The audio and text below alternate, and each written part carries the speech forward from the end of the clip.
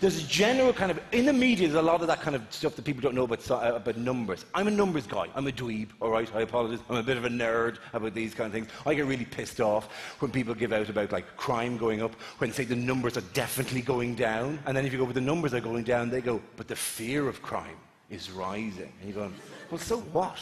You know what I mean? Zombies are at an all-time low level, but the fear of zombies could be incredibly high, doesn't mean we have to have government policies to deal with the fear of zombies. It's ridiculous, for Christ's sake. The NHS, there was a survey in the NHS about dentistry where they found that some people are removing their own teeth.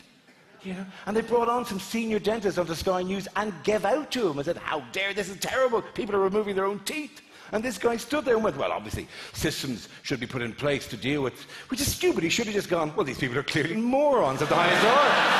I mean, who removes their own teeth, for Christ's sake? I'm a dentist. I don't remove my own teeth. You know? But there's a kind of a notion that everyone's opinion is equally valid. My arse, bloke who's a professor of dentistry for 40 years, does not have a debate with some idiot who removes his teeth with string and a door, right? It's nonsense. And they'll have this all the time with medical stuff on the television. You'll have a doctor on and they'll talk to the doctor and be, oh, doctor this and doctor that, and what happened there, and doctor, isn't it awful, right? And then the doctor will be talking about something with all the benefit of research and medical evidence, and they'll turn away from the doctor in the name of balance and turn to some quack, witch doctor, homeopath, horseshit peddler on the other side of the studio. And I'm sorry if you're into homeopathy. It's water. How often does it need to be said? It's just water. You're healing yourself. What do you give yourself the credit? Jesus, homeopaths get on my nerves with the old, well, science doesn't know everything. Well, science knows it doesn't know everything. Otherwise, it'd stop. But as well as that, you know, why would they bother? But as well, just because science doesn't know everything doesn't mean you can fill in the gaps with whatever fairy tale most appeals to you. No, well, the great thing with homeopathy is you can't overdose on it. Well, you could fucking drown. I'm sorry, it seems harsh, and I used to be much more generous about it, but right now I would take homeopaths and I'd put them in a big sack with psychics, astrologers and priests, and I'd close the top of the sack with string and I'd hit them all with sticks. And I really wouldn't worry who got the worst of the belt of the sticks, right? Anyone in answer to the difficult questions in life, the I don't know what happens after I die, or please, what happens if my loved ones die, or how can I stop myself dying? The big questions gives you an easy bullshit answer, and you go, well, do you have any evidence for that? And they go, oh, there's more to life than evidence. Get in the fucking sack.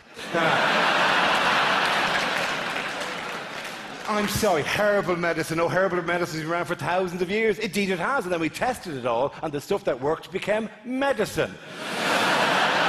And the rest of it is just a nice bowl of soup and some potpourri. So knock yourself out. But it is just one of these like ridiculous things. Like, you never see that balance thing with really, really hard science. You never see it with like physics. Like, you never see like a guy on talking from NASA about a space station. They go, oh, Mr. NASA guy, you have a new space station. And they talk, and then they go, right, but that's very interesting. But for the sake of balance, we must now turn to Barry, who believes the sky is a carpet painted by God. Barry, what do you think of this space station plan? Well, it's clearly ridiculous. What are they going to do? Hook it onto the carpet? You're absolutely right, Barry. You're very right. You're very right. You really are. Oh, I love that kind of stuff, like whatever. But all of the kind of nonsense stuff, all the fairy tales, homeopathy, chiropractic, all of this kind of stuff, like whatever, ridiculous. And they make billions every year. Nutrition. Oh, I've spoken about this before. Here's my favourite little fact. If anyone describes this ever to you as a nutritionist, just be slightly wary, right? What they're saying may be perfectly true, but nutritionist isn't a protected term. Anyone can call themselves a nutritionist, right? Dietitian is the legally protected term. Right? Dietitian is like dentist, and nutritionist is like toothologist.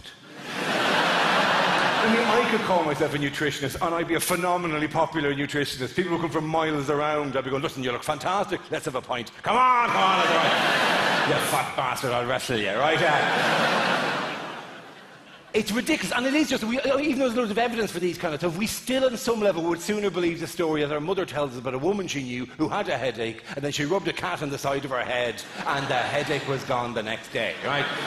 And we'll even take something for granted about our own health. There's a thing on the cover of the London Evening Standard. The London Evening Standard, during the year, had this thing where it said 10 symptoms you should not ignore. And you read that and you're thinking, right, this is going to be something which I've had for a while, but it's been low level and I've never done anything about it, but it hasn't gone away and maybe I should get that checked out. That's what you presume it is, you know what I mean? And like, oh, that pain in my arm is still there. I can't seem to clear that chesty cough. The first 3 symptoms you should not ignore were rectal bleeding, loss of height, and sudden blindness.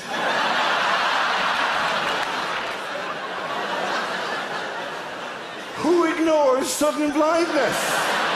Who sits in the office at lunchtime going, oh, who turned out the lights?